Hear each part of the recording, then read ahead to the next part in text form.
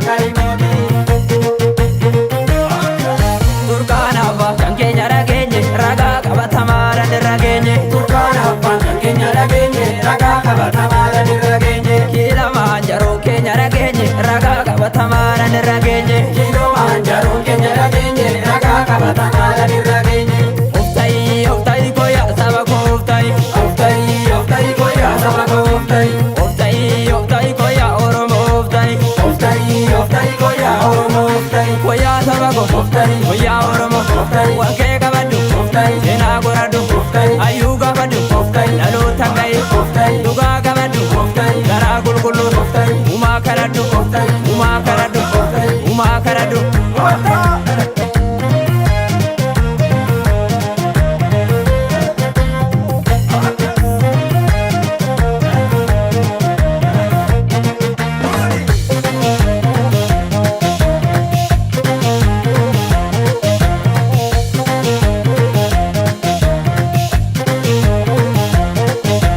Mallabe Oromooni waan ofii yaadannaan walii gara dhaloonni.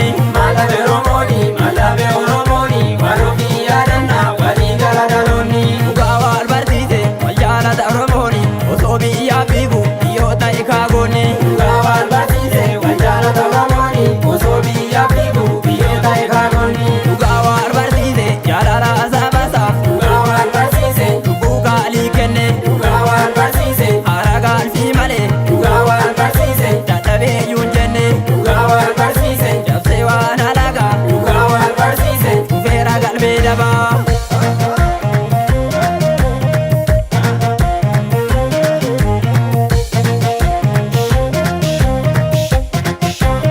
Saba of yaadate homtuu isaan cabsu heera abbaa Oromoo isaa eelluun dabsu. Saba of yaadate homtuu isa cabsu seera abbaa Oromoo isaa eenyuun dabsu. Namni koo hin jigu ayyaantummaa qaba dhaloonni dammaqeera cabseera dubbii daba. Namni koo hin jigu ayyaantummaa qaba dhaloonni dammaqeera cabseera dubbii daba.